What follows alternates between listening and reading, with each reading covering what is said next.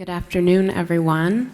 Thank you for joining us for what will be a wonderful program with artist Njideka Akunyili Crosby. Thank you in advance for being with us today. Before we get started with Njideka's lecture, which will be followed by a brief question and answer session, I'd like to introduce my colleague, MOCA Assistant Curator Lanka Tattersall, to give a fuller introduction to Njideka's project, which is our beautiful facade on Grand Avenue. Blanca, please join us. Thank you.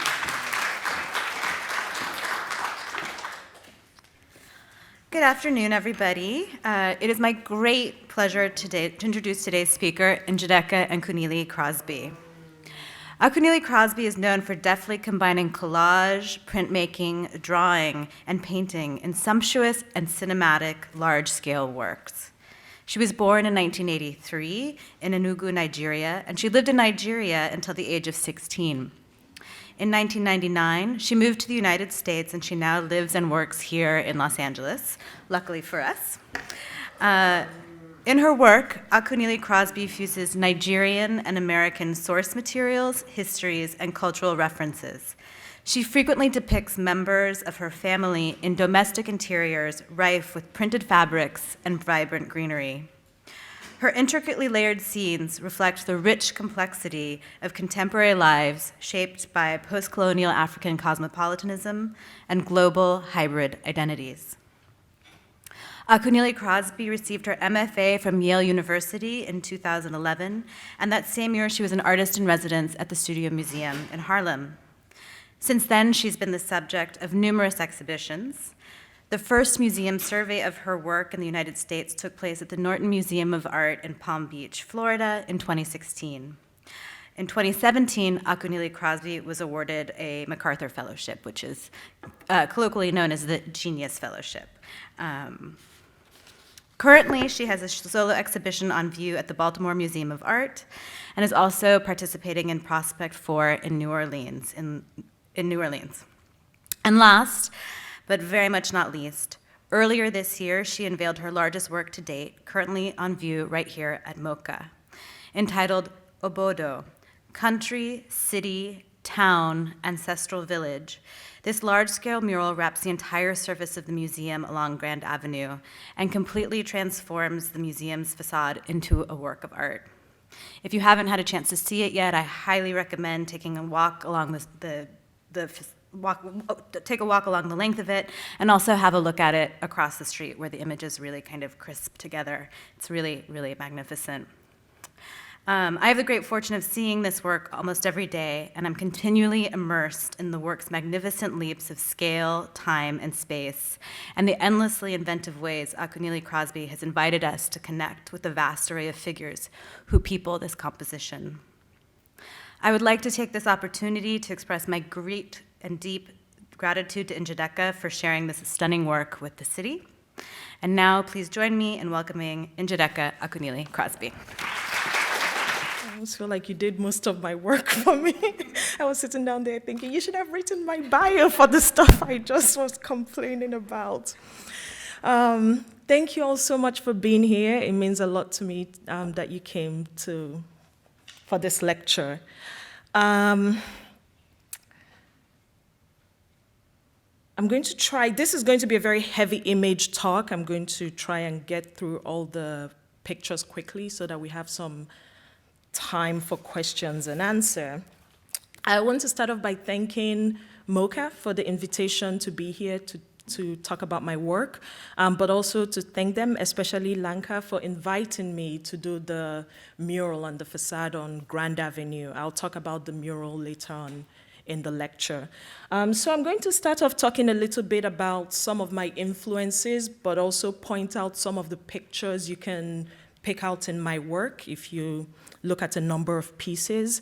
And then I will transition to showing a few bodies of work that I either, or a few projects that I either did last year or had up last year or are currently on this year. So the first project I'm going to talk about is the Predecessor series, which just came down at the Tang Museum at Skidmore College.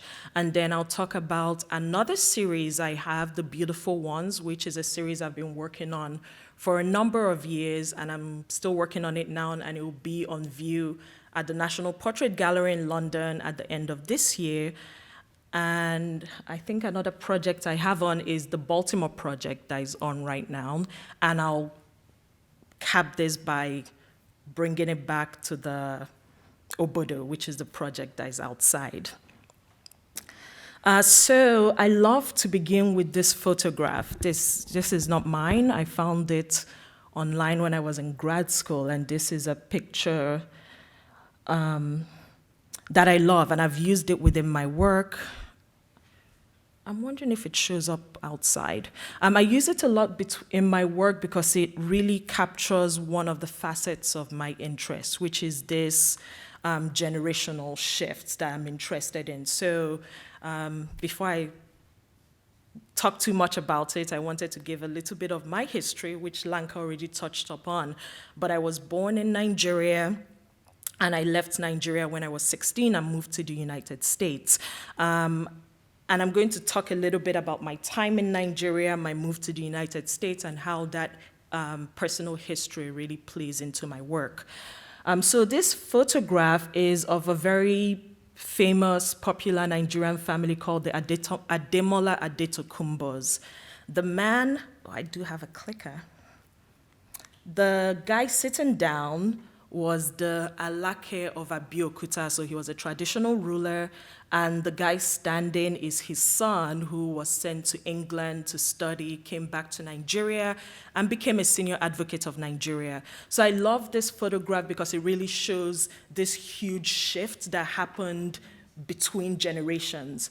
And the reason why this resonates with me is that it resonates with me because I saw something similar in my own family. So the guy sitting down will correspond to my grandparents' generation.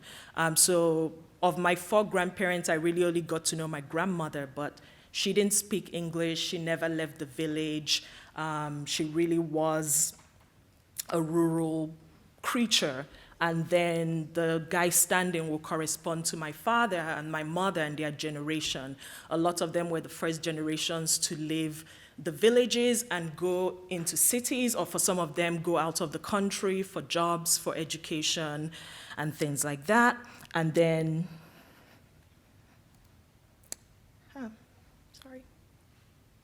there it goes.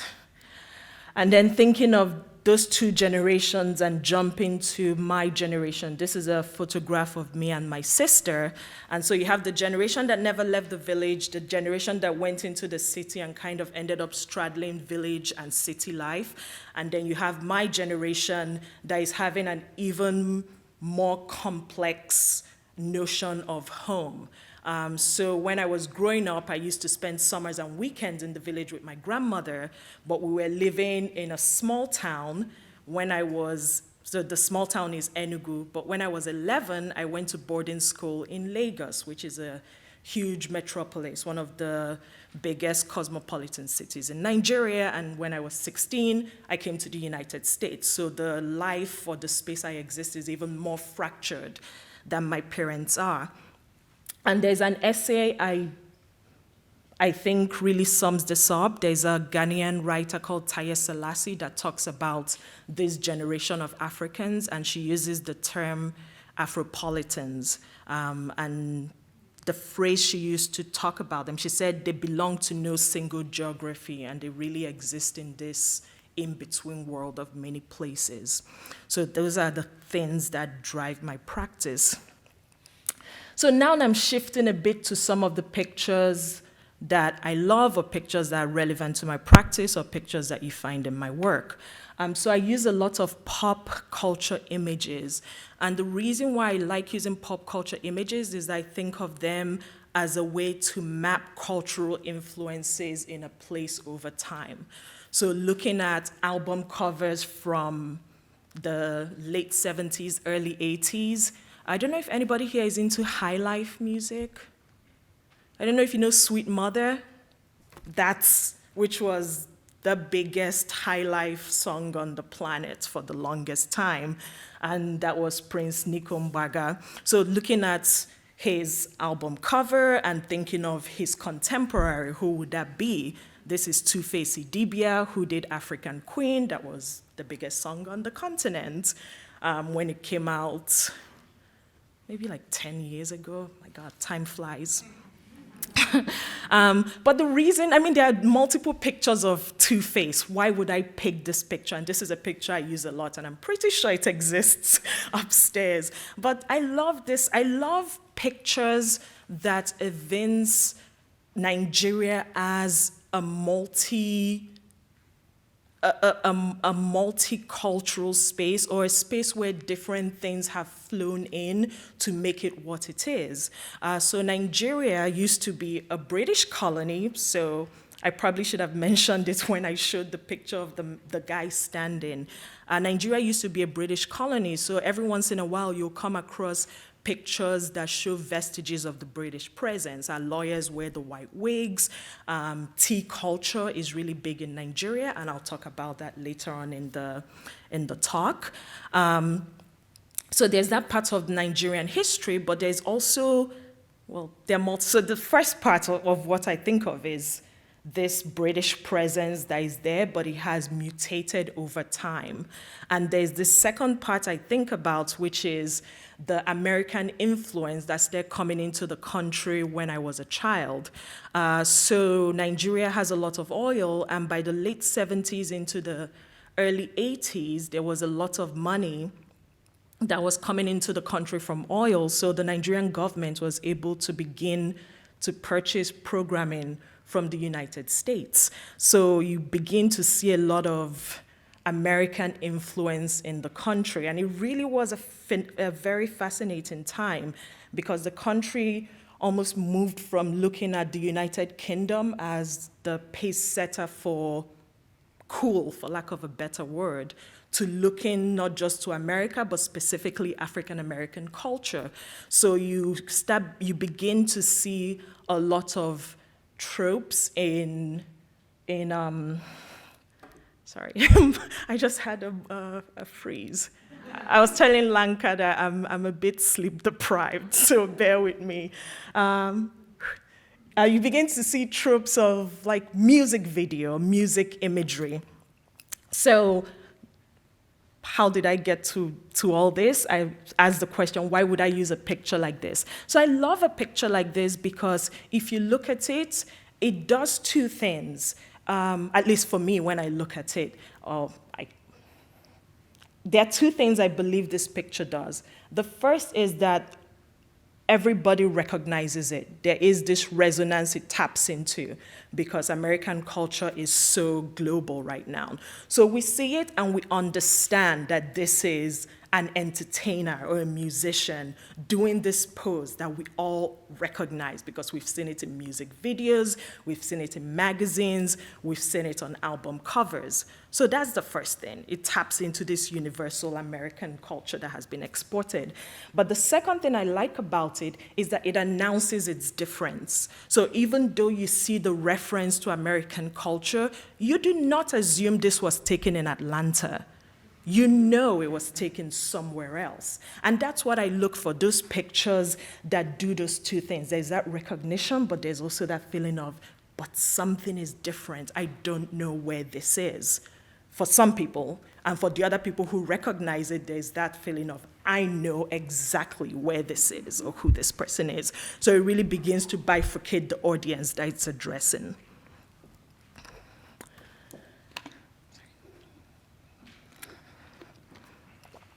This is a photograph that I use also. It's not mine.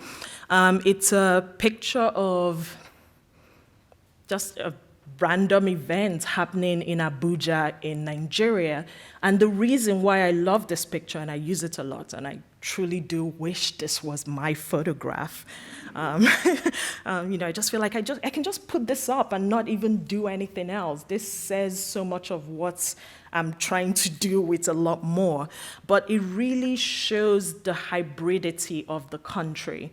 And one of the things I kind of used to excavate that is where in the places we talk of as traditional. And a question I ask myself in my work and ask other people sometimes is this question of what is tradition at this point for a place that has so many things that have been interwoven into their fabric. What is tradition? So I talked about the British influence, I talked about the American influence. There's also a third part, which is that Nigeria, or at least the space that Lord Lugard, the British guy, carved into this country now called Nigeria, has over 200 different tribes. And now over time, all the tribes are kind of borrowing and appropriating and rejecting different things from each other. So there is beginning to be this new Nigerian tradition that is developing, and it's an amalgam of different tribes. So that's also another funny thing that is happening, or another interesting thing that is happening. So I love this picture because the men are wearing what any Nigerian will call traditional attire. So if you were a guy and you were going for an event, this is a version of a tuxedo. This is what you wear for a very fancy event if you want to dress in traditionals, trads. But then you start looking at the trads and you begin to examine it. And even the things we call trads are referencing British tales. Part of the trads is the top hat. And this is the trads of the Niger Delta, even though now people all over the country wear it as Nigerian trads. And the top hat makes sense that this has been incorporated into their tradition because the Niger Delta is where there was the most contact with the British, and that's where you see the most British influence in their culture. This is another picture from that same event. Then I'm going to shift a little bit, and so when I finally get to my work, hopefully all these shifts make sense. This is a photograph by the Malian photographer Malik Sidibe, and this is another picture of his. And the reason why I love his social event pictures is that whenever I look at them, I almost feel like I get the energy of the place he's photographing. He was taking pictures of Mali in the 70s, right after they became independent. And that's something I think about in my work. How do I make work to put my finger on the energy of a place? So after I moved to the United States and I decided to be an artist, I was thinking a lot about home, which is the village, the town, Lagos, all these places I had lived in, and wanting to make work that really encapsulated the energy of those different places. And to figure out how to do that, I was trying to look at people who I felt had done it successfully. So this is another photographer that I like. This is Nonsikelelo Veleko, who does streetwear, or like streetwear urban culture in Johannesburg, but really trying to capture this cosmopolitan culture across Africa. And this reminds me of the photograph of the musician on top of his yellow car, where it's doing the same thing, where if you break down what the two people in the picture are wearing, there's nothing there that you don't recognize. It's shoes, it's trousers, it's a jacket, it's a hat, it's sunglasses. But something about the combination of everything begins to speak to place. You would not think this picture is taken in Brooklyn. And that specificity is something that I really want to get in my work. It's a game I play with myself all the time on the street when I go home. I don't know if you've ever found yourself, sometimes like when I'm in New York or somewhere and you're walking down and you see someone and you find yourself thinking, that person looks like they're a European person on vacation. I don't know if you've had that feeling. Like, how do you guess those things? It's so quick, but you're able to access all these different factors to get to that decision. So a game I keep trying to play is, the foreigners who are here might do it or might understand this, but whenever I go back home, I'm always curious to see if I can fool people into not knowing that I came from abroad. I don't know if anybody does this, because they can always tell, and they can always tell. So that becomes important for me. What is it that is giving it out? Because that's how you get to specificity. If I can figure that out, I can use it in my work. And I was having this conversation with a friend of ours who is Egyptian, and he was saying he had the same thing when he went back home the last time, and then after talking to someone, it was something about the way he was sitting gave him away as someone who didn't live in Egypt anymore. But I love things like that. There's a certain way you sit that announces that you belong in the space or you came from outside. But I remember this one time I was going to the market and I thought like, okay, this is the day I'm going to do it. So I had on an outfit I thought was good. It'll kind of fool them. and I went to the market because I always pride myself in my ability to switch back. So I went to the market. I think for me, I always feel like I can switch because I speak my local language, but it gets harder every year. So this one time I went to the market and I was talking to this guy and we were bargaining and going back and forth and joking and haggling over prices. And I was speaking Igbo, my local language, the whole time. And in my mind, I was thinking, I fooled him. He thinks I live here. And then towards the end, the guy just goes, my sister, you have dollars. Why are you doing this? And I was so disappointed. And I went back home, and I was in the kitchen, and I was like, how? And I was talking to a few of my mother's assistants, and I was just like, how did he know? I thought I did such a good job. Because once they know you're from abroad, they, of course, hike up the price, and then you can't even haggle because, no, they have you once they say, like, come on, you're from abroad, stop this. So I was asking them, like, how did he know? And my mother's assistant just looked at me, and it took her, like, a fraction of a second, and she said, your shoes. And she just said, no Nigerian girl will wear shoes like that. And I was wearing, like, sneakers made with African fabric. And she was just like, no. That is for Nigerians abroad who want to, like, connect to home.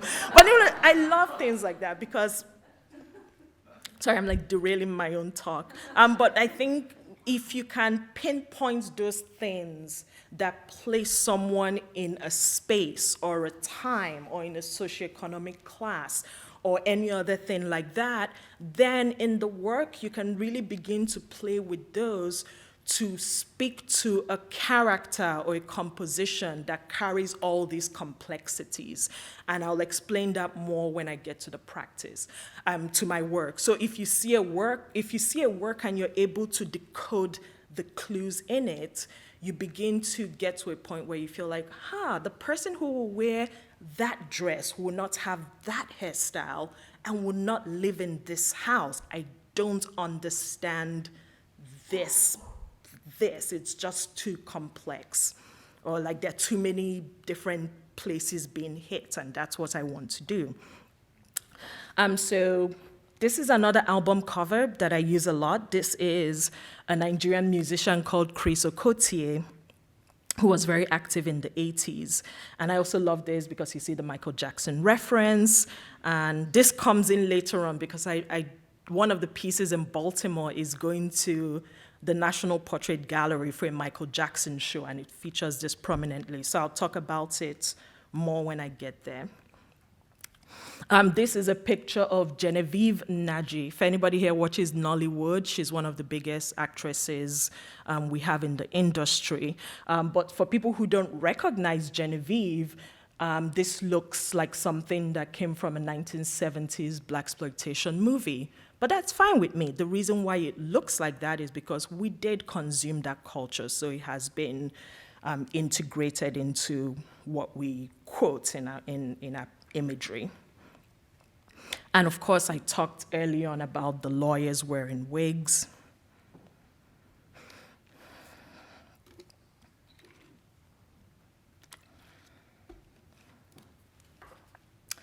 So going back to specificity, I mentioned like I like to figure out the things that speak to specific characteristics.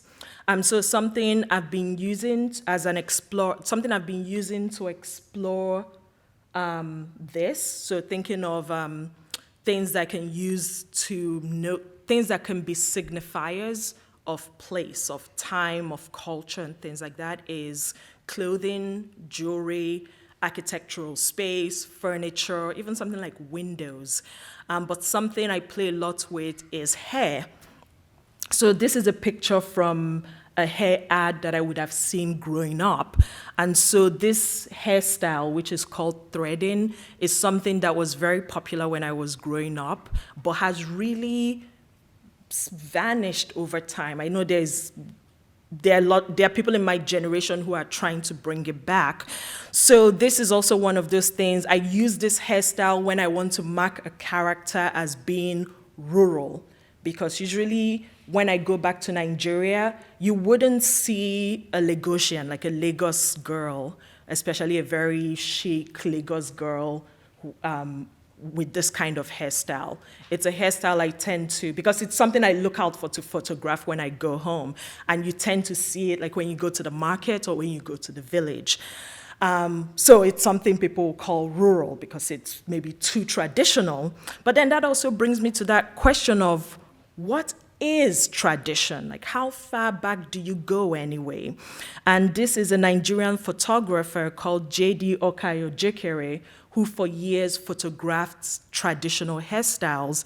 But then the very exciting thing about these hairstyles, or the thing that complicates these traditional hairstyles, is that the hairstyles actually begin to reflect the modernizing world around them. So you have these hairstyles with names and silhouettes, like Echo Bridge, Roundabout, Flyover. So they're actually recreating the structures they are seeing in Lagos as Lagos was expanding and globalizing and getting all these incredible structures. And if this is a conversation that interests you, Kwame Anthony Appiah has a book called Cosmopolitanism that really touches up on this more, this question of what is tradition and how far back do you go. This is a photograph of Jewel by Lisa. She's a Nigerian designer, and this is her Spring-Summer 2012 collection. So I use her photographs a lot, as well as other Nigerian designers, because I also think fashion is one of those things you can use to map changes in culture in Nigeria. So this collection that she did was called Vintage Love. And in it, she was using silhouettes that were traditional. So this figure is wearing something that is styled after a traditional abada, which is something a man would wear traditionally, but it's been co-opted and redesigned for a woman and made with a cosmopolitan bent. So those are the kind of pictures I would see online and save. This is another Nollywood actress, Omotola, wearing what would be called trads. So this is traditional attire, but even within that traditional attire, you can clearly see the Victorian British elements in it. So really thinking of these cultural journeys. And so,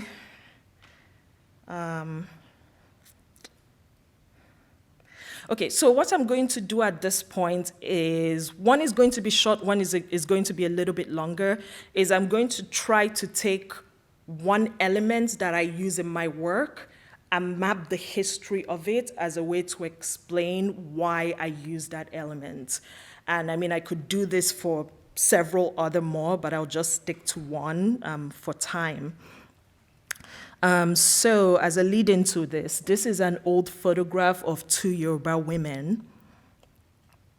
And this is Omotola again, wearing an outfit by a contemporary Nigerian designer called Alter Ego. And as an aside, I do own this outfit. I didn't buy it. My sister had it, and I saw it.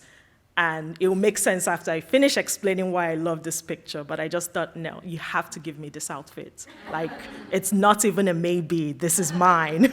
And so I took it. So why do I love this outfit so much?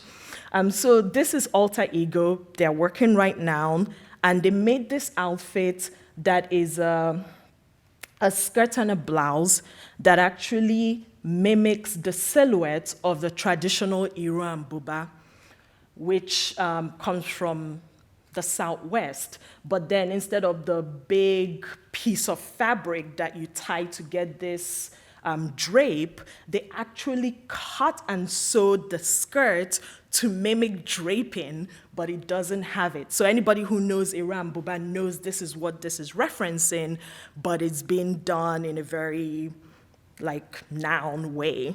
But then the other part I like about this fabric is that the pattern on it is one of the iconic Visco patterns. And I will talk about Visco in a second. So Alter Ego takes a Visco pattern and they print it on this silk polyester blend, and then they take that and make this contemporary outfit that references an older silhouette. So they're just all this. I like things that speak to colonial commerce, pictures like that. And later on, I'll talk about Clonette dolls, which also do this, but this is a good lead-in to Visco, which I mentioned a minute ago.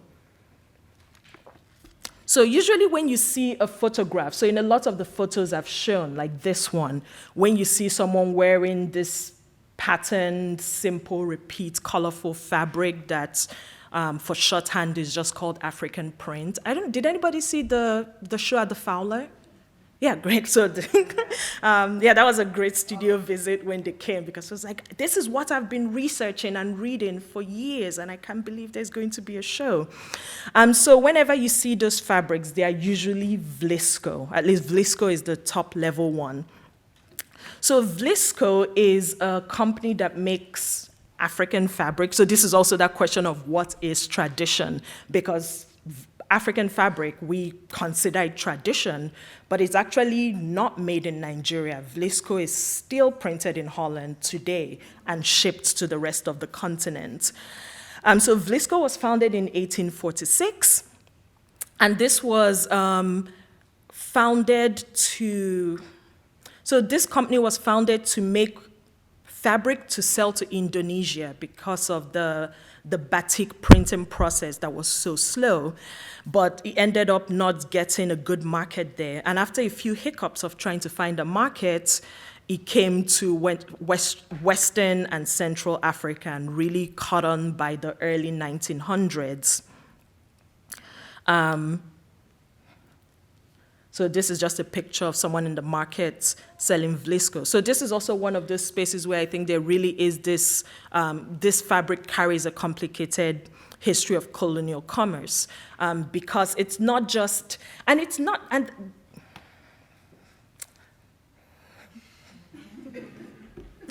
oh, sorry, I feel like I have a lot to say and I'm worried about leaving things and I've not even got to the work.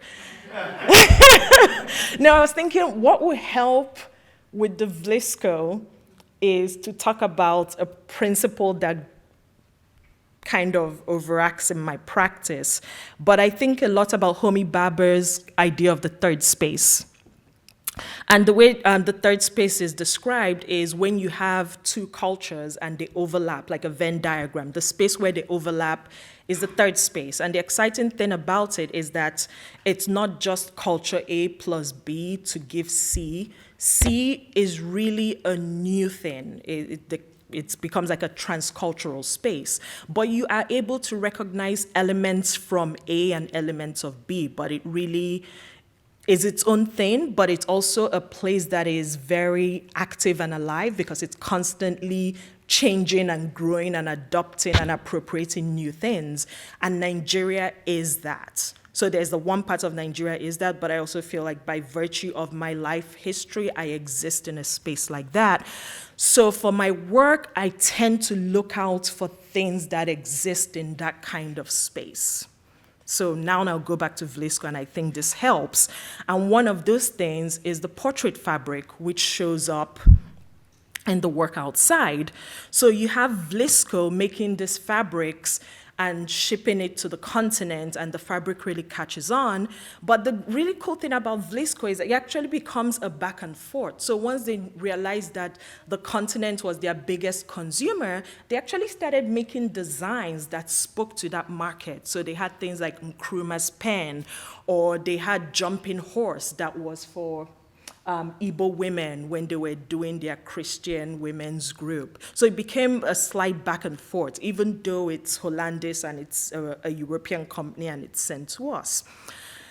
But what I'm fascinated by is what I think of as the next step, which is where Nigerian print houses have taken this system of mechanical, simple, repeat printing, and they've co-opted it and changed it enough that they've claimed ownership to the new thing they've invented. A trans culture has come out of Visco, which is this portrait fabrics. So what they've done is in taking Visco's printing methods and inserting portraits in it, this new phenomenon, the portrait fabrics, have been born.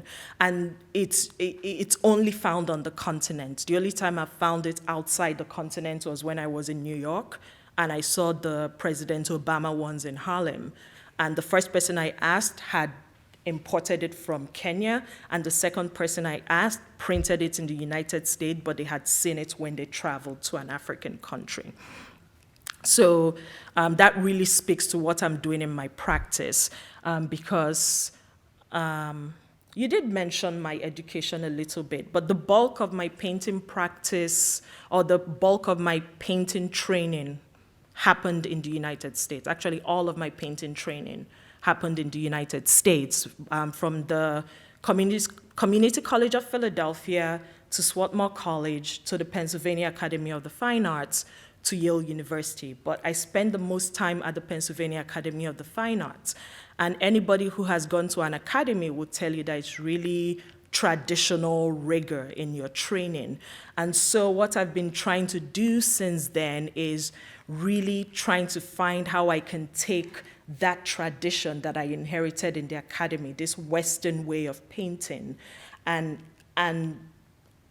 do something different to it. So going back, the parallel of the portrait fabric, what is that thing I can do to it so that I actually own this tradition that historically isn't mine, and use it to talk about a place that this tradition did not even come from. So this is a picture. I wanted to throw in some pictures to see how people will use the portrait fabric. On our last trip home, this is my sister wearing my mother's portrait fabric.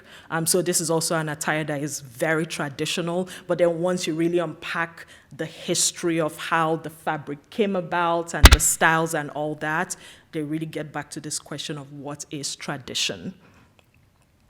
And the portrait fabrics, you can do them for any occasion: birthdays, weddings, burials, and whatnot.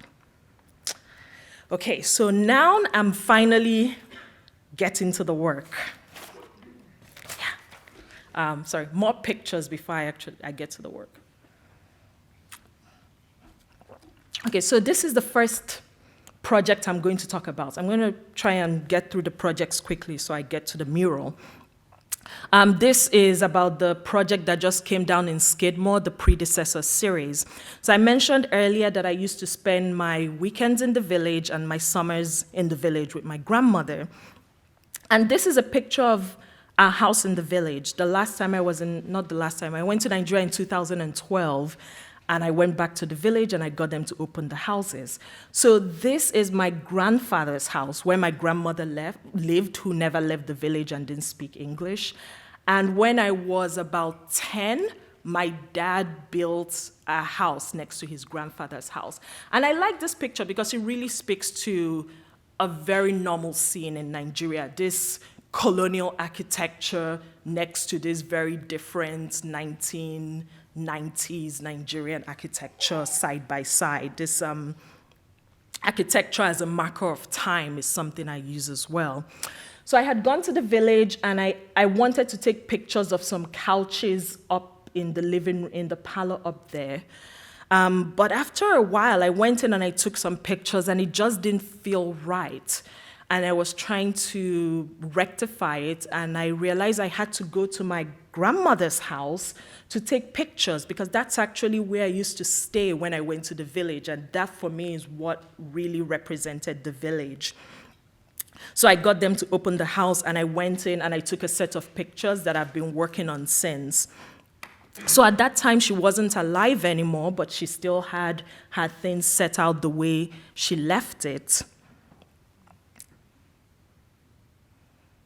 And this is another view of it. And so I ended up using these pictures for the Predecessor series. That's the one connection they have. They all use the images from my grandmother's house. And I found myself wondering why there was why these objects were so important to me. Why did I feel they were so weighted, that they really mattered? And I was reading Brenda Cooper's book, and she was talking about metonymy in writing, and the book is A New Generation of African Writers, Migration, Material Culture, and Language. And this is the quote. She said, "The massive weight of little things, small solid possessions, and apparently insignificant happenings are what embed one in one's time and place. A visit to the supermarket, the bus ride to work, the tea break, the preparation of meals, the list is infinite and the details may be minute. And yet, this is the fabric that comprises social lives and identities. The dailiness of life becomes part of new realities, invested with past experiences remembered from other places, spaces, landscapes, and climates." So these objects really became a stand-in for me of rural life and my grandmother. And so this is the first work in the Predecessor series. This is me working on it in my studio. This is the finished piece, and it's called Predecessors. This is the second piece, which is one of the pieces in Obodo, and this is called Mommy, Mama, and Mama. And of course, I'm using the images from my grandmother's table. So this is called Mama, Mommy, and Mama. So going back to my interest in generations, Mama is my grandmother's name, and this became a stand-in for her. Mommy, my mom, is represented in the picture of her as a little girl back here, and my sister, whom we call Mama, is staying here. So it really is this 3 generations of women in this space that is inspired by the Danish painter Hammershøi. So lots of times within the conversations I'm having about culture, there's also a conversation about painting and the history of painting. So I tend to make winks and nods to artists that have influenced me, but also to constantly keep showing that I'm working out of this tradition, but trying to break it a little bit. This is a detail from the work of just, and I think with this series, I really wanted to depict the realities of my multiple worlds and languages. So the late Nigerian author, I don't know if anybody here has read Achebe or Adichie. Oh, perfect. So the late Nigerian author, Chinua Achebe, called for Africans to take charge of telling their own stories. A generation later, Chimamanda Adichie did an incredible TED Talk called The Danger of a Single Story, which if you haven't seen it, I really would push for you to watch it. But she warns against the danger of a single story about Africa as a homogeneous continent of poverty, war, famine, and suffering. And these are some of the concerns that drive my art practice when I really think of like, what is the urgency I feel when I go into the studio? Why do I keep working round the clock into crazy hours in the morning to make what I do? So I use the aesthetics of traditional Western figurative painting a tradition that rarely represented people of color, and when it did, it relegated them to the dark corners, and that's if at all they were represented. And I want to take that tradition and use it to tell stories of what it means to be a cosmopolitan African and a cosmopolitan Nigerian woman. So in creating works that center my Black immigrant experience, I'm showing counter-arguments against dominant historical and contemporary narratives about who matters and who merits representation. And so my desire to tell stories and make images that I wasn't seeing in art institutions and books in large quantities. So images that reveal multiple worlds immigrants simultaneously straddle, because that really, what it means to be an immigrant for me is existing in two spaces simultaneously. At any point in life, any experience I'm having, I am viewing it through the lens of my American self and my Nigerian self. And in the work, I really am I want to make work that begins to put people in that space a little bit, to kind of feel this in-between space. And I'll talk a little bit about how I try to get that feeling by putting disparate elements together. So really thinking of wanting people to know the world immigrants simultaneously straddle, making images of people of color living very ordinary lives, images of, a woman of color and a white man in very intimate scenes and things like that. And those are the things that really motivate my art. And a quote I use a lot, and I love because I think it drives my work, is this theorist George Gerbner has the quote that representation in the fictional world means social existence. Absence signifies symbolic annihilation. Sorry, I have it backwards. It's representation in the fictional world signifies social existence, and absence means symbolic annihilation. So, we keep hearing that phrase, representation matters, and it really does. And this is the last piece in the Predecessors series.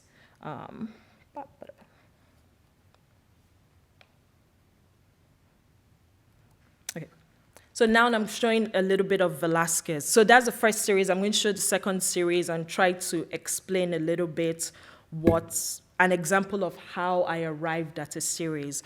So I wanted to do a series of portraits, and I was looking at some of the people I like, and I came upon this Velázquez painting, and I decided to use it as a jumping off point to a series I'm working on now that will be in London next year.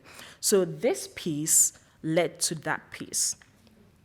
So just to show you how things can translate. So it wasn't a direct quote, but the things I took from this was I wanted to do a portrait of a little child. This is Velázquez painting the Spanish royal family. So I wanted to do, I didn't come from a royal family or anything like that, but I wanted to do my sister wearing her Sunday best. And even though she wasn't royalty, I was really thinking of how the gestures of posing and portraiture really are the same across time and place and class. Just that feeling when you're wearing your best outfit. So that was one thing I wanted to do, but I was really looking at this formally, and I was drawn to how dark it was and how the skin tones on Prince Balthasar Carlos popped out of this dark shape. So I wanted to do the opposite with my sister, where everything was this light, blown out color, but so kind of how this is dark with skin lighting up, this would be light with the skin kind of floating like these dark shapes. And so this is called The Beautiful Ones, and the title comes from I'm trying to remember the writer's name, but it's a book that is very popular in Western Africa called The Beautiful Ones Are Not Yet Born. And it's about my parents' generation and the disappointment of that generation in that they never lived up to their potential. So in these pieces, I'm kind of hoping maybe my generation are the beautiful ones that have been born if my parents were not it. So this is my sister. The second one is my brother. And then this is my other sister. This is the series number 5. Sorry, this is series number 4. And this is series number 5. And then I'm going to jump to the Baltimore show. So the Baltimore show is called Counterpoints. And so what it is that I have 6 works, and each work is paired with another piece. And so the first series is Home. So this is, and this piece is also upstairs, so I'll talk about it a little bit. This is Home as You See Me. And so you look at this and it's very quiet. It's a tranquil scene of a Nigerian parlor, and it's showing this prestigious influences from overseas. What are some of those influences? There's the ceiling molding, which is mimicking like Italian ceilings. There's my father wearing his outfit from the religious order of the Knights of St. John. So just one of those things that have been imported, like we've co-opted from somewhere else. There's the TV showing James Bond. I think that's no,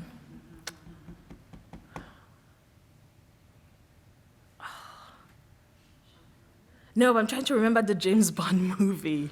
I love James Bond. I'm blacking out now. But this is a James Bond movie. But I was doing research for this piece because in one of the other pieces in the Baltimore show, I have a Blackamoor statue in it. And while researching Blackamoors, I actually found out that a lot of James Bond movies have a Blackamoor showing up at some part in it. So that was a really heavy thing for me to find out, because James Bond was someone he was like our beloved James Bond in Nigeria. We watched them all, we loved them all. We had The Spy Who Loved Me, and it was one of maybe the 20 movies we owned my whole life, so we just watched it on repeat. And so with this piece, I'm really thinking of this quiet room that packs a quiet punch, where there are all these things that show kind of like a desire in Nigeria to be connected to life abroad, or to show that you're connected to life abroad. And then in this movie, you're kind of seeing almost like how you're seen from the opposite end. And this is a detail from that. And this is the counterpart to that piece. So this piece goes with this one, and the compositions mirror each other. And this is called Home, Say It Loud. And it's a shift from the Nigerian living room to my American living room. The photos transferred are more coming from here, and really kind of mining my experience living in the United States in the past few years, and really tapping into my preoccupations and anger in the past year. So there's a lot of some images from Black Lives Matter and things that speak to politics in it here and there. This is the other set in Counterparts. This is As We See You, Dreams of Jand. And so Jand in Nigeria is abroad. So Dreams of Jand, we always kind of dreamt of leaving the country. So I was thinking of doing something that was set in Nigeria, but kind of showed all these influences coming from outside. So this is someone set up to have tea. So tea, of course, is a culture that comes to us from the UK, but over time it has morphed and become its own different thing. So this doesn't look like tea or where an American will have it. There's the British plate, the British ceramic plate. There are religious influences here and there. This is Cardinal Arinze, who is the highest ranking African in the Vatican. He's also a family friend of ours. So just thinking of the big Catholic, at least in my family, big Catholic influence. These are cloned dolls, which are similar to the portrait fabrics in that they have this convoluted history. So these cloned dolls are dolls that we all played with growing up. and they tend to be, you find it in lower middle class families. And so I wanted to use it in my work last year, and I started researching cloned dolls, and I just assumed they might have come to us from China or something, or from the UK. And I was very shocked and kind of fascinated to discover that they were designed and produced in Ghana. And so they're not just produced in Ghana, they are based off of traditional fertility dolls. And there's this other part to it, which is now that they're big collector's items in Europe. So for this doll, for this piece, my brother was in Nigeria, and I asked him to go to the market and buy one for me, and he couldn't find any. And I ended up having to order it online from a store in Italy. So it's like Ghanaians making a contemporary version of traditional wooden fertility dolls, but they're making it with a molded recycled plastic, but the image is now of a Caucasian girl holding her bunny and flowers we don't even have in West Africa, and now it's being reappropriated by Europeans who are now using it as design things. So I love things that kind of speak to this constant journey of back and forth that comes with contact when a place is colonized or globalized. And this is the counterpart, As We See You, An Embarrassment of Riches. This is Dwell, Me, We.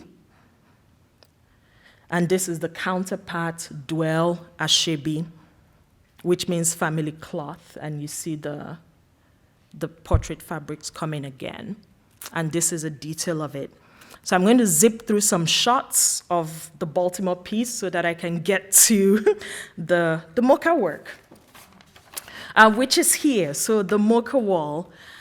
So I was so excited to be invited to do this. I was telling Lanka earlier on that it's been a pleasure to do. I did a billboard at the Whitney, and this has been my other big project and the biggest to date, and it really has meant a lot to me to have the opportunity to do this. So when I was a teenager, my family won the visa lottery. You know, the visa lottery that is all in the news right now. People call it the green card lottery, the diversity lottery, but my family won it, and we moved to the United States after I finished secondary school. And my immigration is a crucial part of my artistic practice, because my work doesn't just address my life as a dual citizen. I wouldn't be an artist if I hadn't immigrated. I mentioned earlier all my art classes were here. I moved to the United States thinking I was going to be a doctor, and I ended up taking an art class with a teacher who introduced me to another friend, and I ended up studying with him, and now here I am. So being here really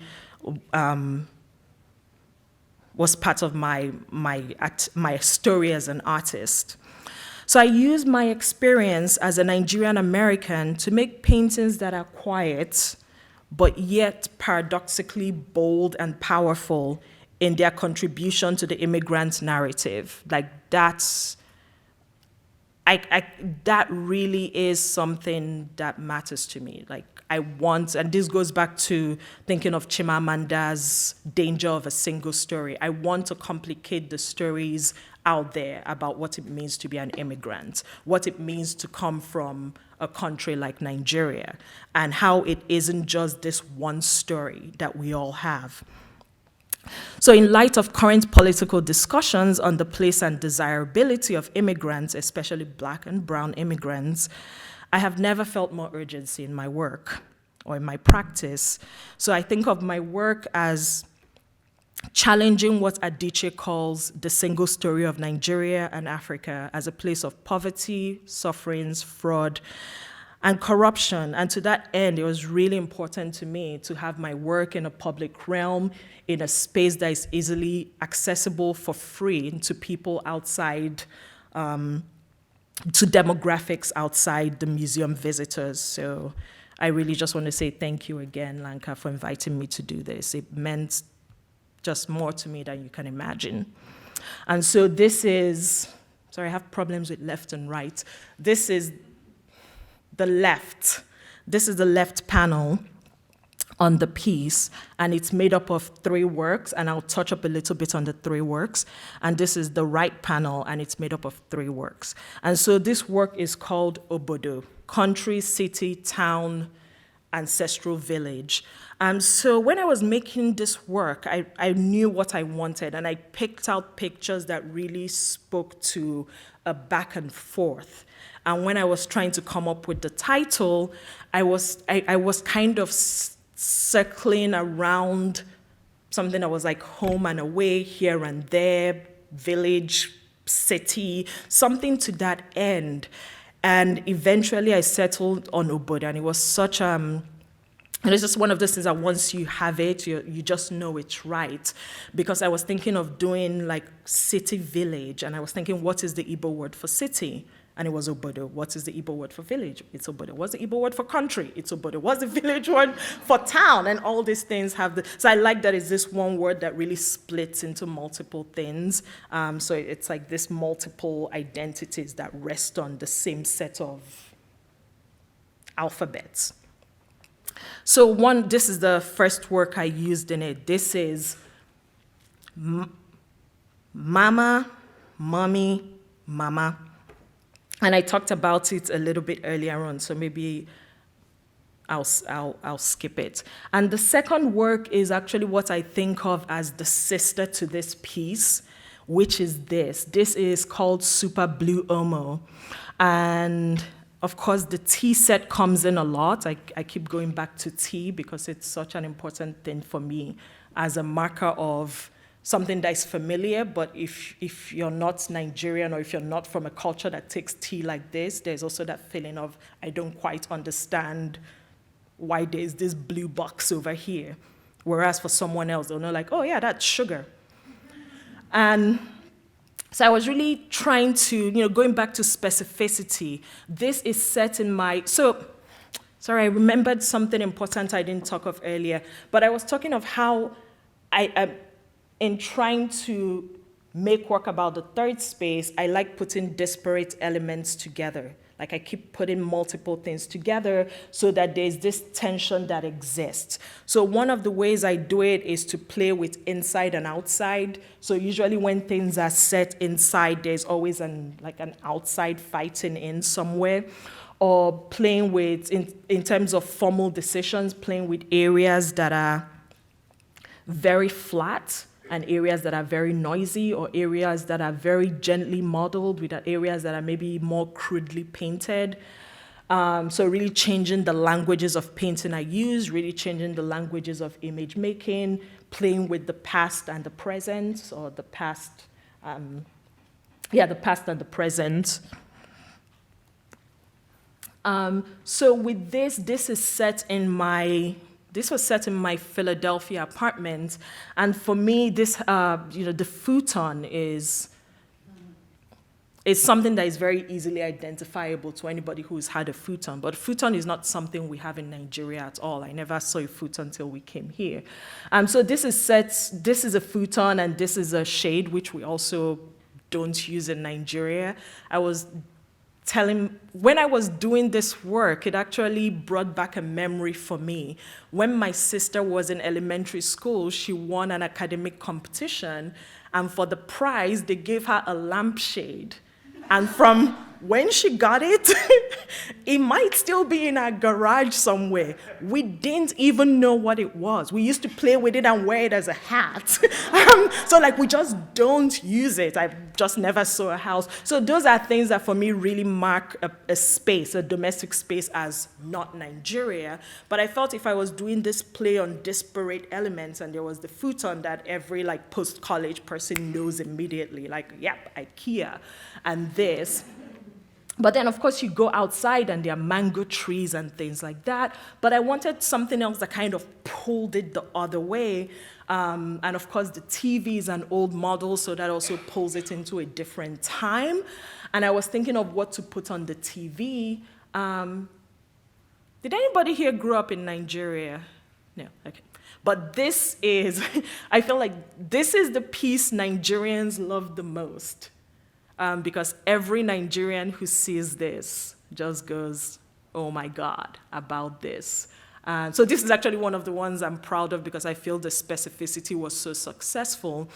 Because in Nigeria, there were only 2 TV stations, so everybody watched the same thing. TV started at 6 and it ended at 10.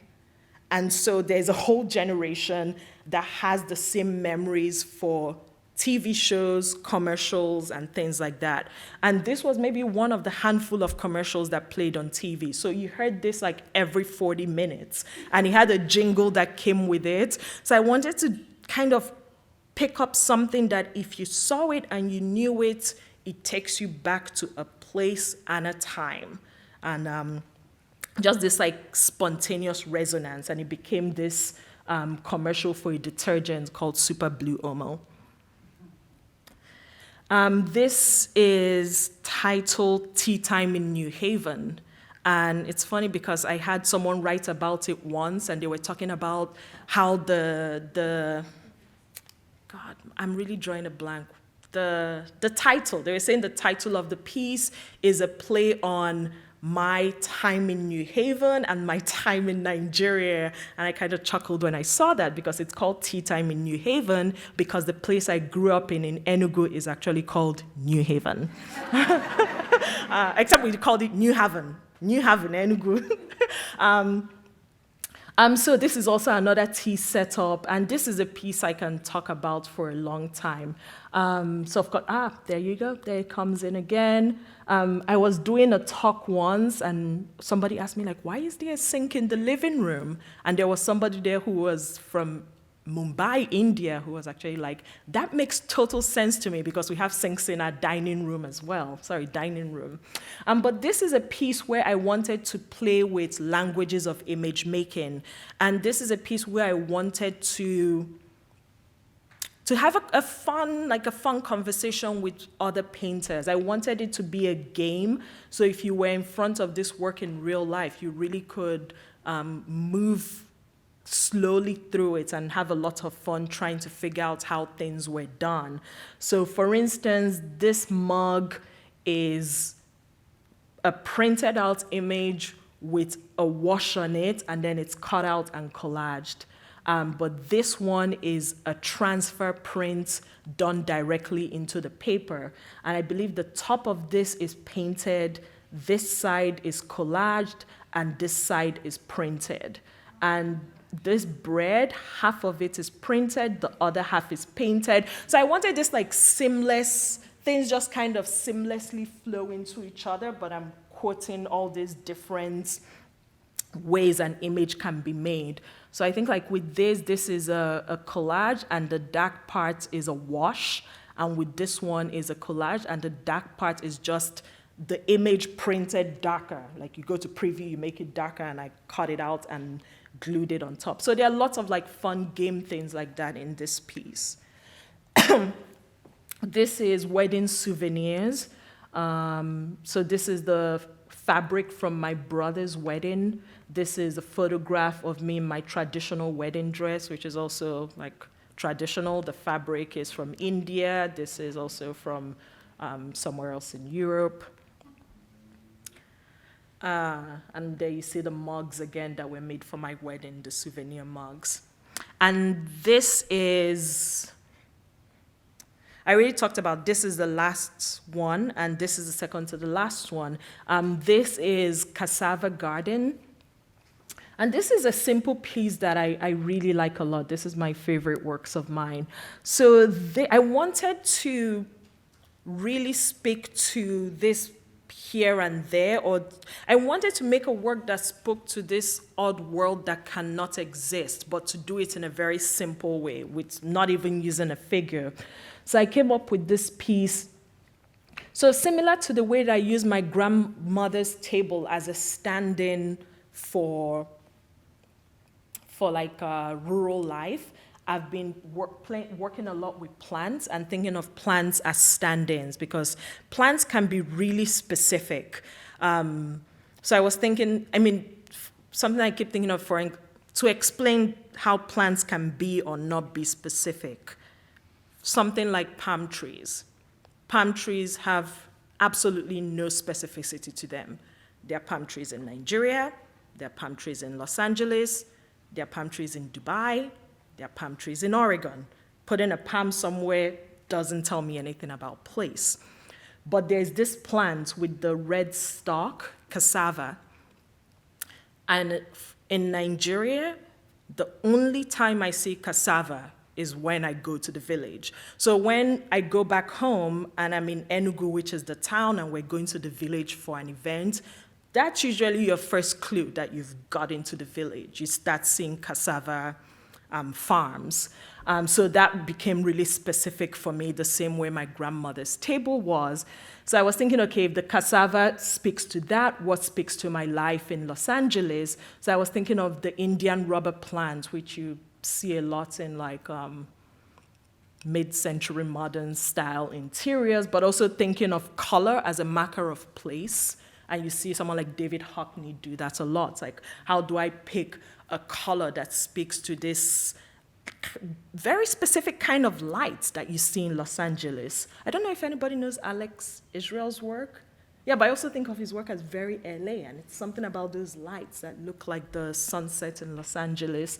So I put those two plants together, and there's fabric from my mom's portrait fabric again. And this is called Cassava Garden, and I love it because it's like this garden that can actually never exist, because you wouldn't see a cassava and an Indian rubber plant together in a garden. And the Indian rubber plant is also one of those plants that has its own convoluted history, because it originates in India but has become naturalized to the United States. So also talking about movements, talking about movement of people, plants, and things like that. And I've been really doing a lot of research on plants and wanting to use them more, because I think, there's the question I have of what is tradition, but there's also this question of like, when does something belong to a place and isn't just chilling there for a while? And I was thinking of jacaranda trees in Johannesburg. And there's this big debate that the jacarandas do not belong there and they should all be taken out because they came there from somewhere else, but they've also been there for decades. So aren't we at the point where the jacarandas are now part of Johannesburg's flora? And the debate goes on. So I'm really doing more research with plants and hoping to work them more into my work and use them to, because plants are also things you can use to map the movements of people. Sorry, this is the last thing and I'm done, but something I was thinking about is when my studio was in East LA, I kept seeing a lot of plumeria, and I live in Highland Park, and there's plumeria, but not as much as in East LA. In East LA, I felt like every house didn't just have one, they had multiple plumeria plants. And a friend of mine was working with me that summer, and he's really into gardening, and we ended up talking to someone whom we saw tending their garden, and they gave me like so now I have a plumeria plant because they gave me a little cutting. But we started talking about it, and she was telling me that plumeria is very popular in Latin America. So it's one of those things where I wonder if people brought it with them because it reminded them of home, and that's why you find it in areas where there are concentrations of people from Central and Latin America and not in other areas. I don't know. Those are things I'm wondering, figuring out, trying to research as part of my work. And this is the last piece that is in the facade, and I already talked about it. Yeah, I am looking forward to taking questions. Thank you so much for listening to me talk for such a long time. You talked a little about, or you made reference to liking images of other creators, could just be a documentary photograph, could be another artist, that you would like to just put up as your own. Yeah. And your discomfort, seeming discomfort with apparently just doing so.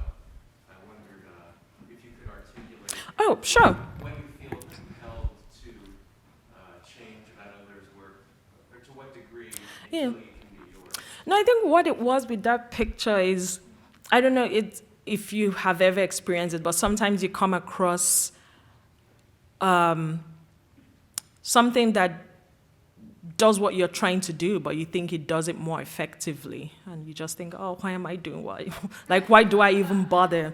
So with that photograph, I almost feel like if that was my picture, I would just show it as a photo and feel very confident that it carries all the themes I'm interested in.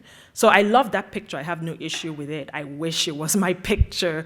And because now I'm getting into the legal part of art, because I'm using other people's photographs, there are only certain ways I can use it to stay within what is legal. So I can only use them as the little snapshots. I can't make a painting of that work. It's not mine. So it's just, I wish it were mine. But I also have that feeling for writers a lot of times. I mentioned Chimamanda earlier on, but I feel like every time I read her work, I just think, I wish this were mine.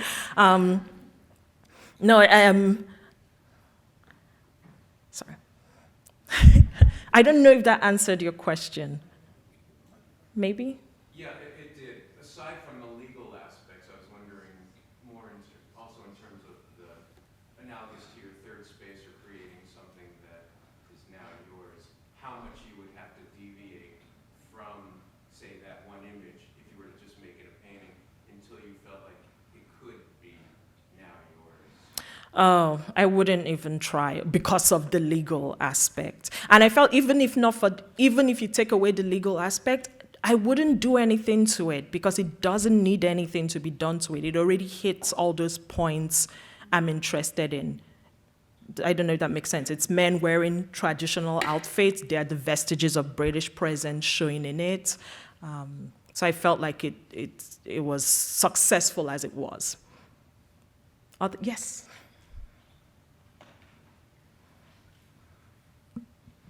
Hi. Can you talk a little bit more about how class plays into your work and the slippages between class, whether it's, thinking about the trats or traditional outfits, and then, and maybe I don't mean to speak for you, but the patterning in which you can have portraits seems like a more ubiquitous or accessible, the fact that you could anyone could have that made. Thank you so much for asking that. I love the question and answers because I always forget a million things and the questions bring me back to it.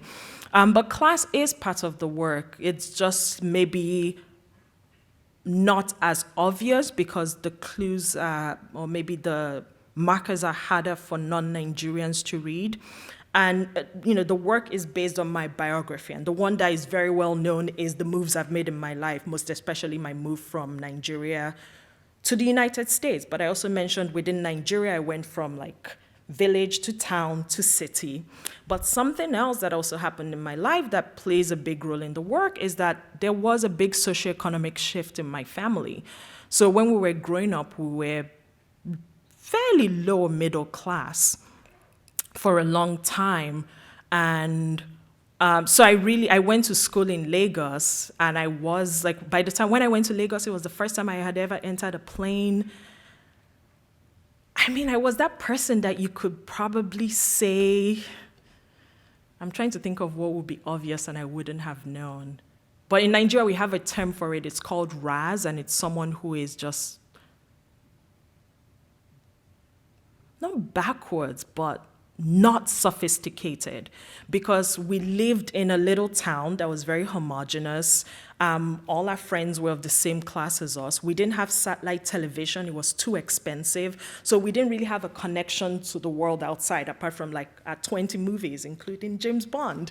It was James Bond, Sound of Music. It was these movies we just watched on repeat. That was it. And Nigerian television. So our world really was very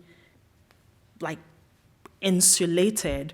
And then I went to Lagos, and I think I was able to experience life outside Nigeria through my friends who travel abroad for the summers. But what happened 4 years after I went to Lagos was that through a really random series of events, my family's socioeconomic standing actually changed from on a scale of, it changed drastically.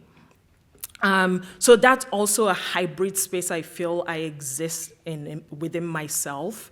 And my brother and I talk about this, how whenever we go back to Nigeria and people find out like who I am and what my family is, because we actually went to a point where my family became fairly well known. And when people find out who I am, people always say things like, you guys don't act like you're rich, or like something weird like that. And my brother and I always laugh about it, like, yeah, because we grew up poor and it never leaves you.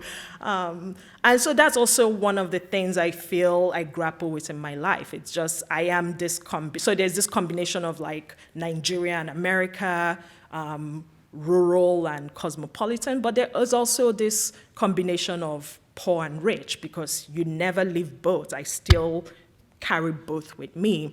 And so those show more in, I don't have any picture where that happens, but I might have a character that is, so I do it with those specificity things I mentioned. Like I might have a character that is wearing, not quite, but I'll show you the dress I'm talking about.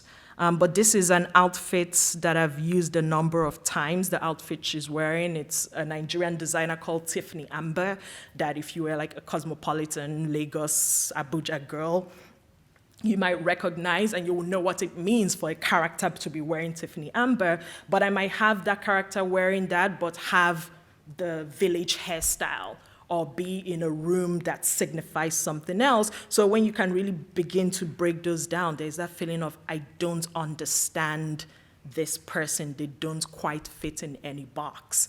And that's what I want, because I don't fit in any box. I really have existed in all these spaces. I don't know if that answered your question. So.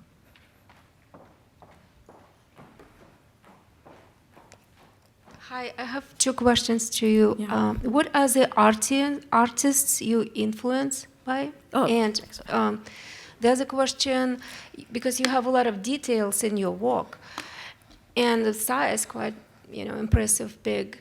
Do you do sketches? I know you do collage and all, photographs, taking pictures, and use the other artists' photographs. But you do sketches. How is the process? I'm just interested in the process. Thank you so much for those two questions. Very long answers. I'm going to try to be fast. Thanks for asking about influences. So the influences, my influences are kind of broad, because remember, I was trained in the Pennsylvania Academy. So I have a lot of influences that are old masters. I had shown Velasquez earlier. So it runs from Velasquez, Vuillard, Hammershoy is the Danish painter. I use his backgrounds a lot in my work. And then it comes all the way up to Alex Katz for his flat shapes. Catherine Murphy is just incredible painter who I studied with in grad school. Kerry James Marshall, of course,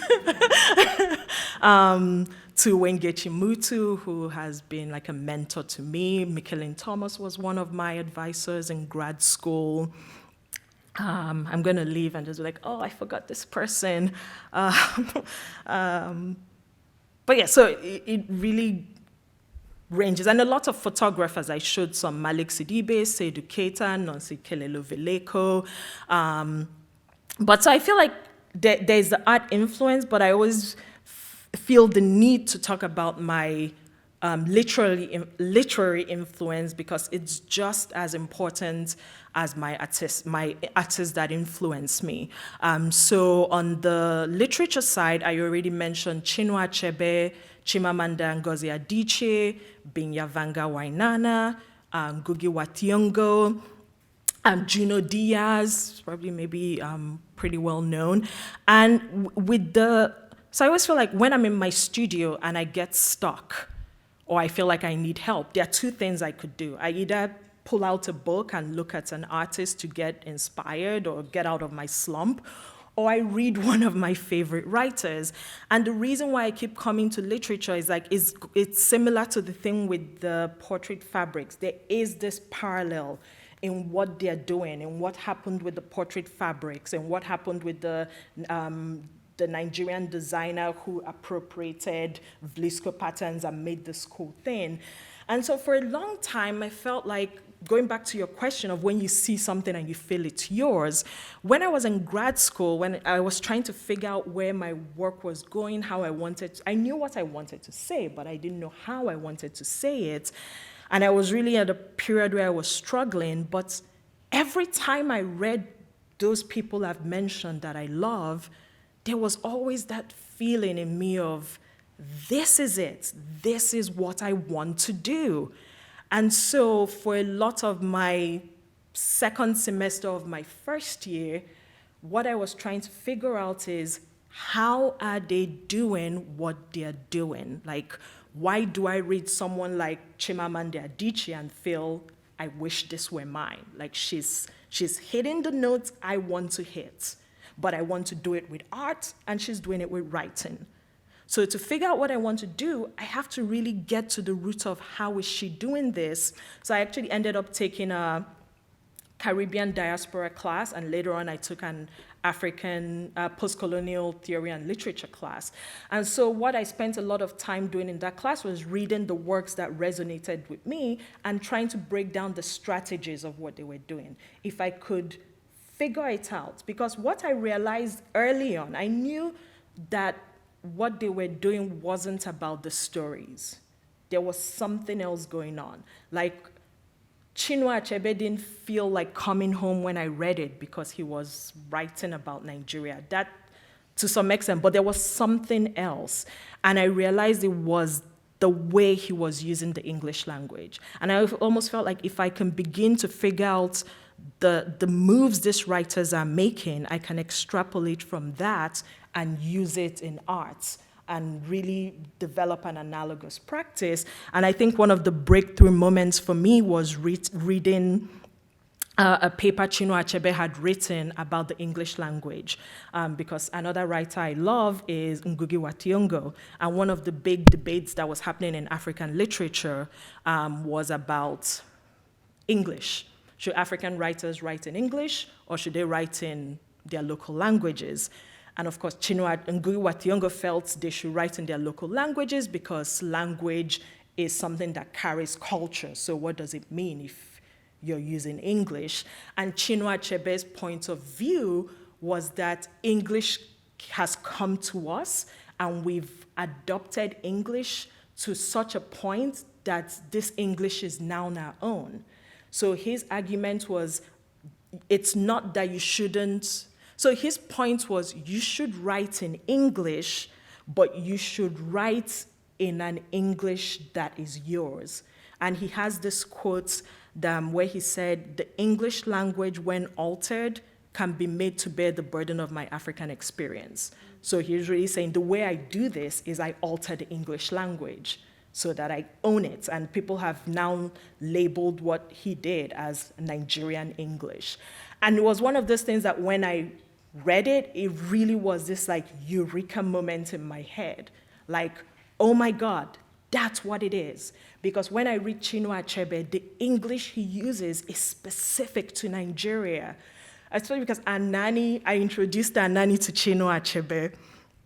And like last week, my son fell down, and I said something like, that ledge doesn't know who you are, or something funny like that. And my nini was just like, that sounds like something Chinua Achebe will write. I was like, yeah, it sounds that way because Chinua Achebe uses the Nigerian English. We have idiosyncrasies of how we phrase things and the way we word emotions that are unique to place. So his point was, don't just abandon English, tap into the English that is specific to your place.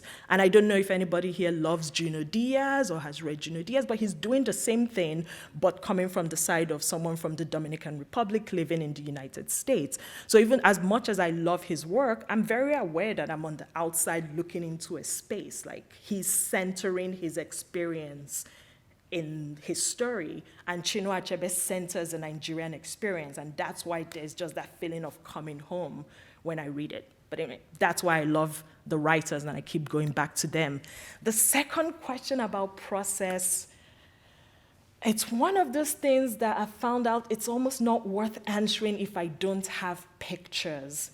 And that's actually where I enjoy it when people come to my studio because I can, so with each work you see, I have a folder filled with about 30 little sketches and little pictures and like, like with this, I knew I wanted a prayer kettle, that's what they're called. I knew I wanted a prayer kettle in it. So I'll have like little pictures of prayer kettles in different positions and different colors. So I have like pictures of influences or things I knew I wanted to be in the work. And then I have a lot of value sketches and color sketches, but it's really hard to talk about how they come about if I don't have the sketches in front of me. It's very slow. That's all I can say. Sorry. But they are sketches and lots of them. And a lot of them, a lot of my sketches are just value, black and white. Because with this, there's so much noise and so many little moving parts that I need to have a simpler, rule that keeps everything in place. So I tend to think of all the transfers as solid shapes when I'm conceiving of where they go. And I also think of the value in terms, so I think of them as big jigsaw puzzles that come together, but then they are overlapping puzzles that come in front of each other. So the first puzzle is value, and then the second puzzle is transfer shapes, and then they overlap.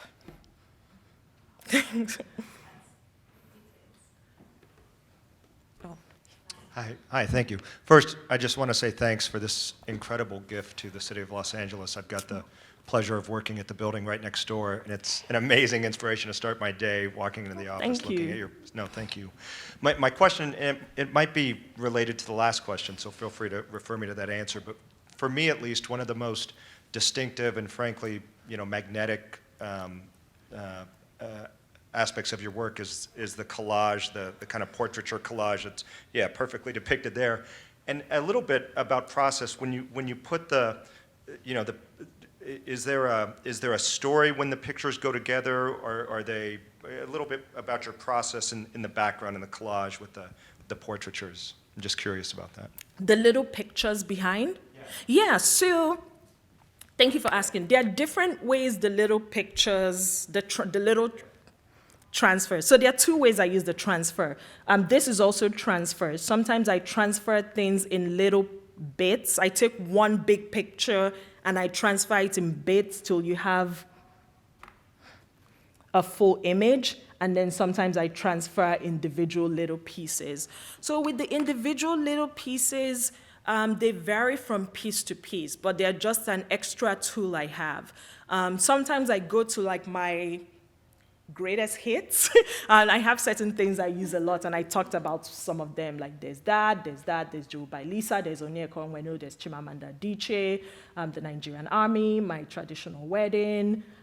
So like there's a folder of the ones I use often, but in some works, if I feel there was something very specific I wanted to get to and I needed an extra thing to get to it, the transfers can be used to imbue the work with historical context, political context. So some of the pieces in Baltimore, I came up with a whole new folder of transfers because I felt I didn't want to use the Nigerian transfers. I wanted this to be more about my feelings as a Black person living in the United States. So those transfers spoke to it.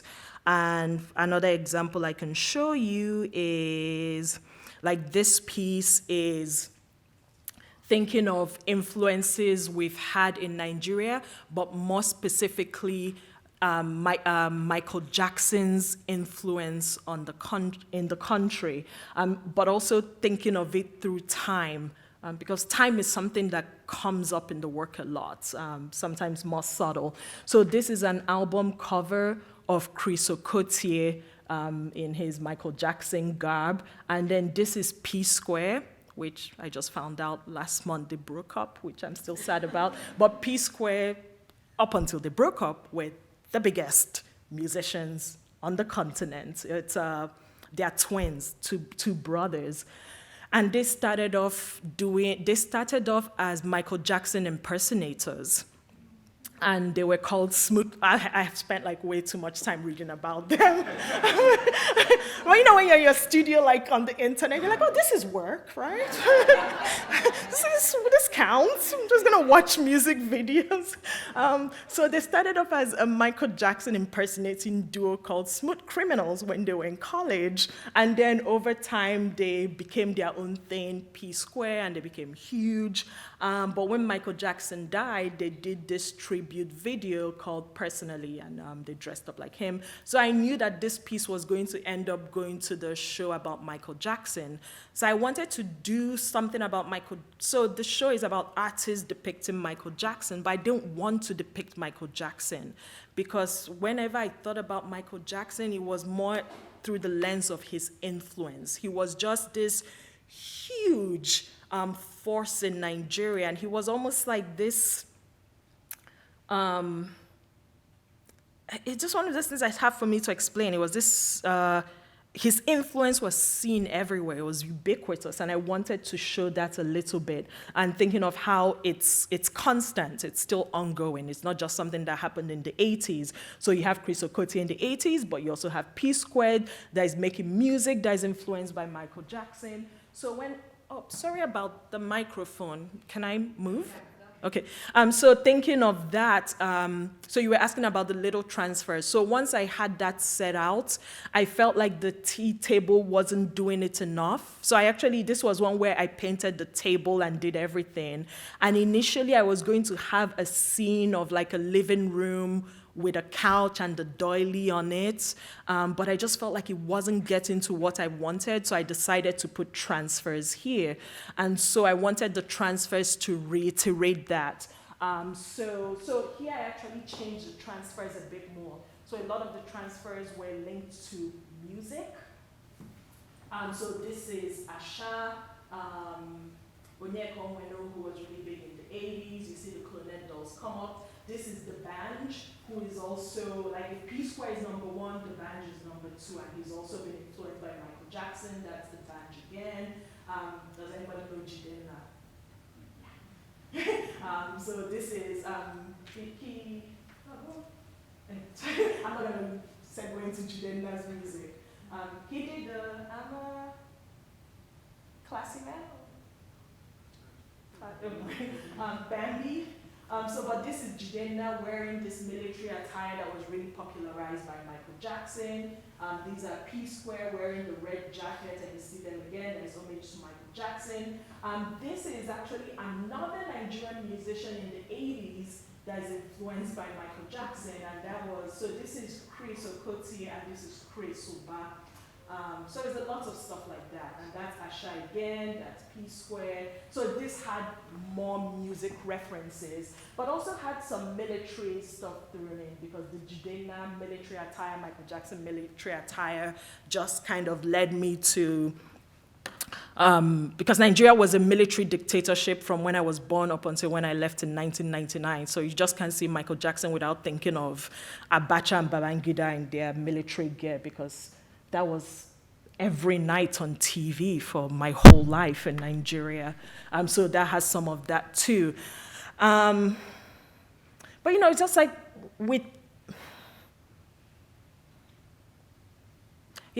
so that's kind of how I would use it in this. And I've done a piece where the little transfers were used to give the work a movement in time. So it was a very long piece that started off really simple and got more complicated and convoluted, and ended up with an image of me and my husband, me sitting down with my husband leaning over me, kissing my head. So I wanted it to be this movement in time. So the transfers started from the time when I made the work, and moved back into when we got married, and then the next section were pictures from when I was growing up, and then the next section were like traditional pictures from even before my time. So that's another example of how I can use the transfers. You're welcome. Thanks for asking.